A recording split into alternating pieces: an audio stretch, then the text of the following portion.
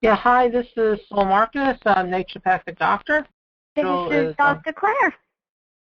Today we're going to talk about something which is really not appreciated much in Western medicine at all, and actually a lot of times in holistic health it's not even talked about, but it's one of the most important systems, and that's going to be the lymphatic system. Absolutely. A lot of people hear the phrase lymphatic system, or there's a lot of things that are out that claim to increase lymphatic drainage, but people don't really understand what that means. So we'll be explaining what that means and what kind of things you can do to help that system. Yeah. When talking to my clients about this, I tell them that the lymphatic system is basically like the sewer system of the body. So we have the blood that takes nutrients to the cells, but then the cells have their metabolic waste, so basically their garbage, and they have to be able to dump out their garbage and, remove that.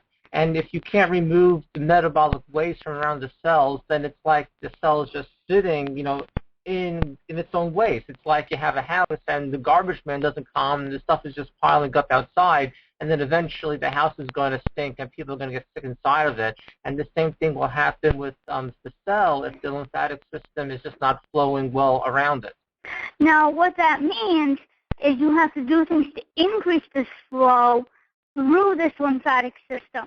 And that's not the same thing as doing a colon cleanse. A lot of the clients I speak to think that if they do a colon cleanse, they're doing the same thing. Well, not necessarily. These two systems are, while they work together, they're not the same system. Yeah, there's a lot of strategies for detoxification are really focused right on the colon or the liver, and that's it. And when we have, an entire body where there might be something going on elsewhere. So maybe first you could run through just basic signs that there could be something going on with the lymphatic system, or what type of, illnesses does this cause? And, this could be pretty broad because the lymphatics go throughout the entire body. One of the most common things that you'll see is any type of upper respiratory involvement, like someone with chronic respiratory infections or sinus infections, tonsillitis, chronic ear infections, swelling of the lymph nodes around the neck or the jaw or under the arms. Any of those things is a good sign that there is sluggishness in the lymphatic system. Absolutely. Another system that's often infected is the female system. So you'll end up with things such as endometriosis. You'll end up with a lot of PMS. It's important for women to realize that if they're having a great deal of PMS, that's not normal. You're not supposed to have all of this cramping the week before you get your cycle. It's supposed to just basically come. So if you're in bed because your cramps are so bad, that's an issue that could be related to the lymphatic system. Other signs could be cravings around the cycle or migraines with or without your period. That could be a sign. Yeah, and this can be going on for a long time, and some clear signs of it are we have a lot of lymph nodes right around the groin area. So if those are swollen, that's a sign that lymphatics are stagnant.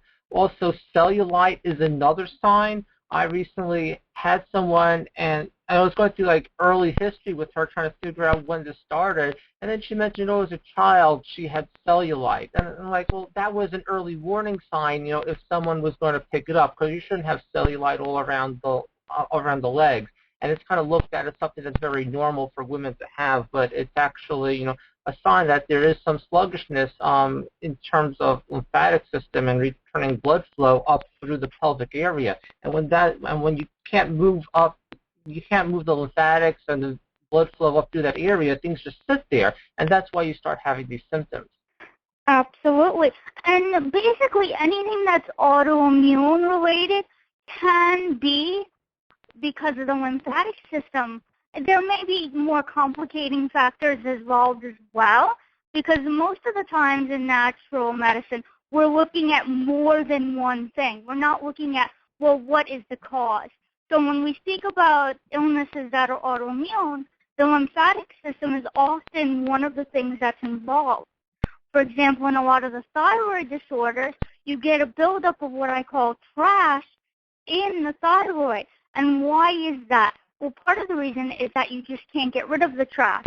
The same thing is true for arthritis and other joint problems. Yeah, and what happens with the lymphatic system is when that's sluggish, you're not moving toxins out of an area. People end up getting some illness related to that area, and then they run off to the doctor, and whether they take a drug for whatever symptom or they take a supplement for that system that's been affected, they're not necessarily looking at the root cause, which is going to basically involve not removing trash from that area.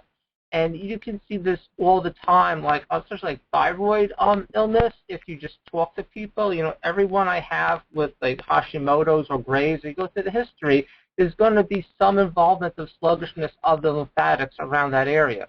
Absolutely, and unfortunately, when you go to many conventional doctors and even some natural doctors for something that, like the thyroid, they'll say, oh, your thyroid is sluggish. Let me put you on thyroid hormone, or let's put you on Armour. And while that may fix the symptoms, it's not really addressing what's going on. So you have this lymphatic system that is sluggish, so it's not removing trash. Well, okay, you addressed the thyroid symptoms, but what other symptoms are going to pop up next? Next, you're going to get joint pain because you're not removing things from the joints. So are you going to go to another doctor and get on medication for your joints? So it's rather cumulative. So at the end, you're on 10 different medications for 10 different issues, which all come from one issue, which is sluggishness of the lymphatic. Yeah, and when it comes to what happens next, the end game with the lymphatic system is not to be scary, but it's going to be something like cancer if you take things far enough. So you can go through someone's history where maybe as a child they had chronic ear infections or tonsil infections. Maybe they had their tonsils taken out, which just makes things worse. And then later on in life, maybe 20 years later, they got Hashimoto's. As if that is something totally different when it's going to be related to the same area. And then, maybe later on they get fibrocystic breast disease, which is also related to not moving things, again, out of the lymphatics in the upper respiratory system. And then eventually breast cancer. And throughout that history, that would be looked at as multiple different diseases at different times in their life, when really from a broad perspective, it's sluggishness in the lymphatic system and the immune system not removing toxic waste. And it's just causing deeper and deeper illness as all that trash is just sitting there. Absolutely. And a lot of times it's important to recognize that when you have sluggish lymphatic system, you're going to have different systems affected because it goes throughout the entire body. So if you're on many people are on multiple medications, and that does make the system more overloaded. So in the long run, all of these medications will actually make the situation worse. Yeah, the medications, they're not really directed at all at what the cause is. And you can get bad situations where people are taking so many, and it just kind of adds up. I know we were recently talking about a case I had where someone was like 14 medications, and I did a lot with her by almost doing nothing, just a little bit for the lymphatic system, and all of a sudden a lot of her symptoms started to improve or just go away.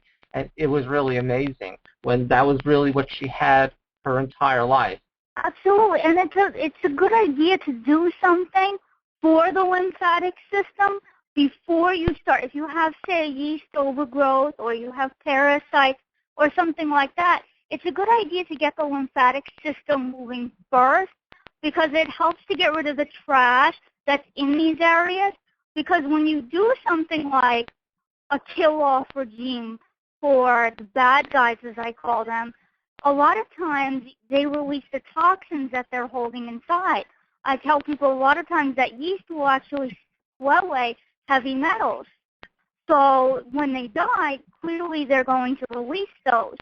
So if you have an overburdened system and then you're even burdening even more, you can end up with even more symptoms. And then it takes even longer for you to feel better. So if you start off with a protocol that cleanses the lymphatic system and that is just an overall detox, it helps with a lot of this die-off reaction that can occur. Yeah, and there are actually a lot of different ways to work on the lymphatics. I kind of have a long list of strategies. Let's kind of, anyone you want to start with?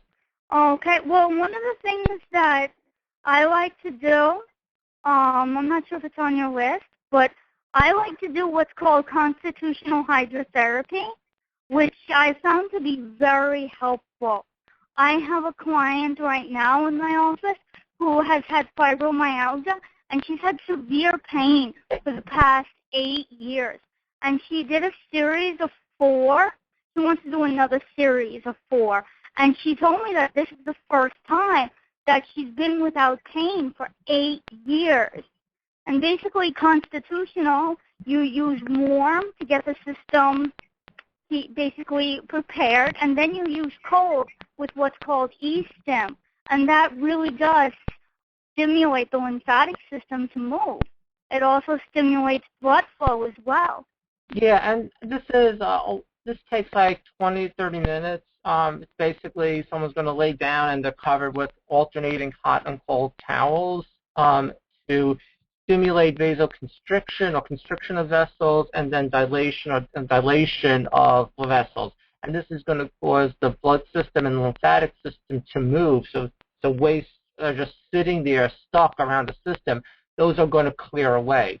So this is a great overall constitutional treatment because it can help the entire body.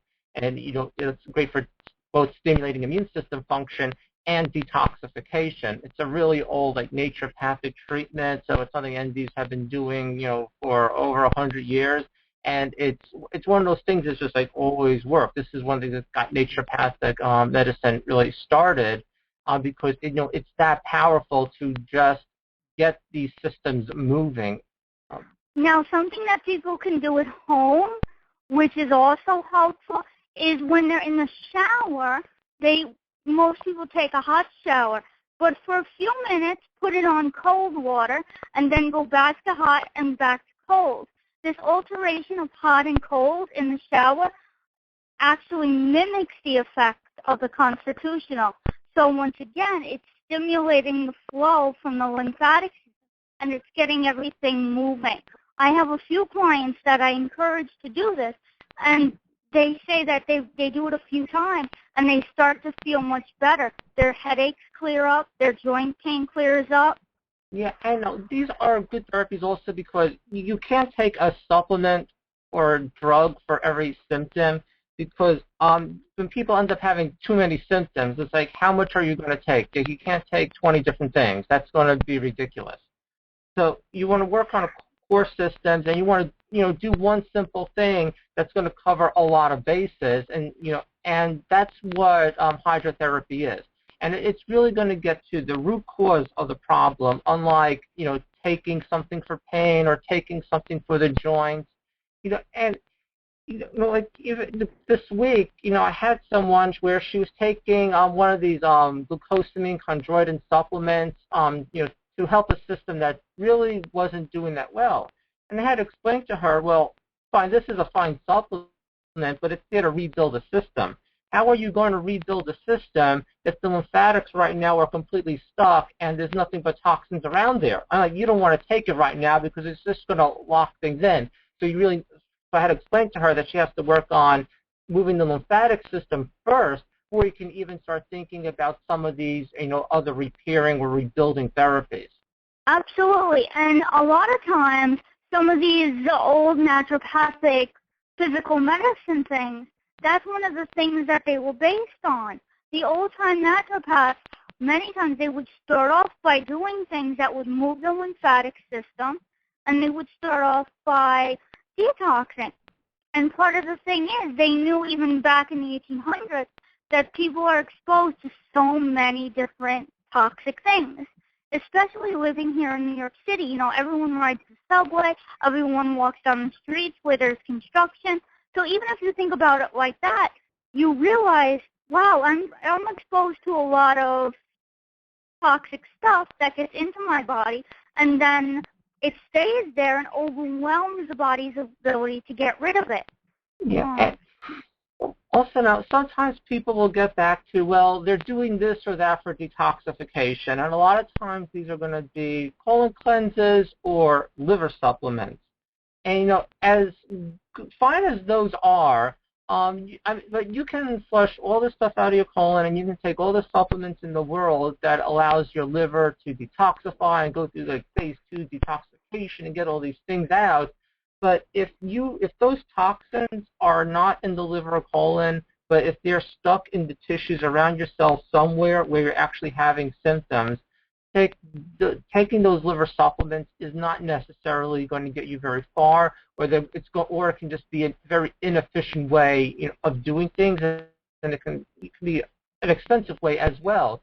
So we're not against those. It's just that you do see people where it's like they're doing seemingly all the right stuff, but they're not focused on the actual system that needs support. It's just because all the information that comes out is really about take this supplement for this or that supplement for that, and no one is really putting a lot of focus on the general problem, and looking at a more whole body perspective. That's what I would say. Other basic strategies to move the lymphatic system. One is just making sure that you're hydrated. Dehydration, not good for the lymphatics. Dry skin brushing. If you go to a good health food store, they will have brushes for the lymphatic system. These are just dry brushes that one just runs up really their arms, legs, and torso. And with dry skin brushing, you always move towards the heart. You don't move away, and that's because the place where the lymphatic system actually returns back into the blood system, is a valve really right around where the heart is. So you want to just do dry brush towards the heart, and that helps just on a physical level move the lymphatics. Absolutely. And there are some herbs that can be used in addition to all of this physical medicine that we're talking about. One of the herbs that people can use is known as cleavers. And this is very good for slow lymphatic movement or for stagnant lymph movement.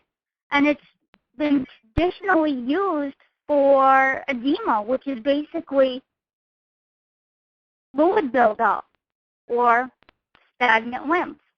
So even before they really studied the different science, they found that when people had this buildup of fluid and they relieved that, they relieved a lot of different symptoms. Yeah. So cleavers, it's one of those herbs that used to be called like a blood cleanser or an alternative, and there are many herbs that used to fall into that category. It's not a category that people speak of much anymore. Like a lot of times you will hear now biochemical explanations, oh, this herb works because it does this or that, when it's probably best just to think about how these work on a general way. So a lot of these alternatives, these blood purifying herbs, they really are focused on the lymphatics, the liver, or both. So cleavers has been used for thousands of years. This has gone back a long time for the lymphatic system and toxicity. There are some other well-known ones. Red clover is also extremely well-known. That's one of these herbs that you'll hear a lot about, like red clover, that it works for a lot of symptoms related to the female system because of it's mildly estrogenic. To be honest, that's not something I really believe, because red clover is a very strong lymphatic herbal. It really gets things moving. So that's probably why it's been so useful for PMS or other symptoms around that area, endometriosis, issues with the breast, fibrocystic breast, thyroid. Those are all things that red clover might play a part in. And it's also classically used for cancer for like the past 150 years. But when you think about cancer, that's going to be the final stage of this lymphatic congestion where things just cannot get out of an area. Absolutely. And another herb that's also good is devil's claw. Now, devil's claw is typically thought of as being good for arthritis and for gout. And it's also considered normally an anti-inflammatory, but it's actually very good at detoxification, and it's very good at improving lymphatic drainage. So as we've been saying, if you improve lymphatic drainage, you're going to improve removal of all of the toxins. Now, if you remove the toxins from the joint, you will naturally relieve the joint pain. Yeah, and I mean, it sounds simple, but if you have joint pain and you cannot remove waste products from around the joints and that there is swelling to the fluids around that area, then really taking a bunch of supplements, it's not going to help. Like that's not even going to be able to help unless you decongest that area. And that's why I mentioned before, but you see a lot of this glucosamine stuff that people are throwing at the joints when you have to really work on detoxifying that area. And I've had, I've seen this over and over again. I had one client, I even mentioned this to her, but eventually, she had a much more severe illness after taking that glucosamine chondroitin for years and years and years without ever working on the lymphatic system, and I felt that it was very detrimental. And I made a lot of headway with her, but she had a lot of difficulty walking, a lot of knee pain, and I basically started her on simple homeopathics for the lymphatic system, basically, and for the blood system to get that moving and to clear up that congestion. And then she started having relief with her knee pain. So there are many other herbals. We can't go through all of them. Burdock root, that's another one that's classically used. That's for hot, dry people. It's also sold, in a health food store as just a food to buy another root vegetable. But all of these can be pretty strong, and some of them that will have more specific type of constitutions that they worked on. So cleavers, mentioned before, is more cooling. Burdock is for people who are hot. Red clover is a little more temperature neutral. So there are some specific constitutions that some of these single herbs might apply to, but also a lot of times they might be sold in more just formulas, so there's a bunch of them together, so it's kind of like a temperature constitutional neutral formula for the lymphatics in general. Absolutely. And it's about supporting these organs. So it's about supporting things like the tonsils, for example. A lot of people don't realize that the tonsils do have a purpose. They just think, oh, it's one of those things that people get infected and then they get removed. Well, there's nothing superfluous about the body. There's nothing there that doesn't have a purpose. And one of the things that the tonsils do is they're actually one of the largest lymphatic organs in the body. So they really help with moving the lymphatic system. So if you have had your tonsils removed, it's a good idea to do one of these herbals or to do something to help improve lymphatic function. So every once a week or every other week, if you want to do the cold and the hot in the shower, that would be a good idea if you've had that removed. The same is true for the appendix. A lot of people have that organ removed, but they don't realize that it's actually very important in moving the lymphatic system. Yeah, and it's absolutely absurd how these things are taken out and people aren't told of the role. They're kind of told that it doesn't matter. You can understand with that appendix how that can be an emergency situation, so that would have to be removed at times. With the tonsils, if the tonsils are chronically getting inflamed, what that means is that the lymphatic system is so congested that it has to cause that inflammation just to move things out. So if someone gets the tonsils removed, all that they're doing is they're stopping their body from actually expunging waste products into the outside world. So they might feel better, you don't have your tonsils inflamed, but it's just asking for trouble down the line. So we could just doing a whole show on this. If you look at tonsillectomy, removing that, and the problems later down, there's going to be relationships between that and other illnesses because you just took that part of the lymphatic system. Also, the spleen, people have the spleen removed if that bursts. So, I mean, the things that people can live without, but it's really going to be hit against the immune system, and then you have to, watch out for, problems down the line. So if someone has the appendix taken out, the tonsils taken out, you really do want to work on the lymphatic system. You don't want to ignore it, because ignoring it is basically, in my opinion, just waiting for something else to happen, and that something else is going to end up being more severe.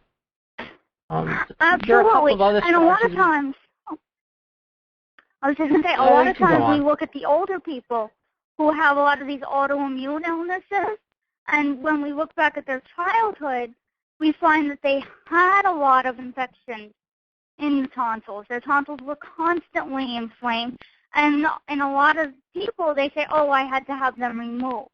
And that explains that even from an early age, they had a blockage. Yeah, so having these removed, antibiotics are not good for the system. There is something else where the antibiotics are kind of helping to shut down the system. So you don't have the infection anymore, but you're not actually expunging things from the body. So they're not the best. There are, I'm just going to run through some of the simple things people can do for lymphatics. Massage. There are lymphatic massage techniques. Those could definitely help. Just movement in general, walking, just the way that we live, like sitting in chairs all the time, that's going to cause stagnation in systems. It's not good for the pelvic floor for men or women to just kind of sit there, and it's hard for lymphatics to get up from the lower part of the body. There's been all sorts of therapies for this. There's even inversion tables for people to go upside down, and that's to help drain the lymphatic. So there's a lot of different ways to work on it. There's no shortage of therapies for this, and all of these can help somewhat. Absolutely. And the best thing to do is really to talk to someone to determine which herbals fit your constitution and which type of physical medicine is best for people to do. Not everyone is going to be able to go to an office every day for, 30 minutes once a week for 4 weeks, especially if you work and all of these other things. And not everyone is going to want to do the alternative hot and cold in the shower. So it's really good to have someone who can work with you and decide what you're able to do with your budget and with your time, and even which herbals best fit your constitution. Yeah.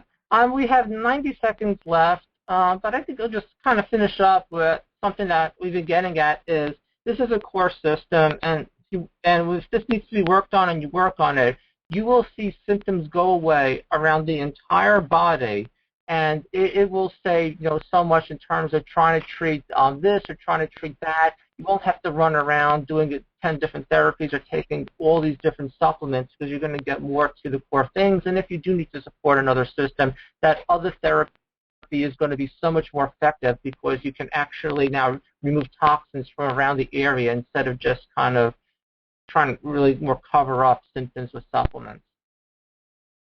Absolutely. The key is finding out what is going on in the body, what systems are really out of whack, and not just the lymphatic system, but other systems as well, and addressing that, and not just taking a supplement for every single symptom that you have. You might have headaches, you might have joint pain, you might have a lot of chronic infection.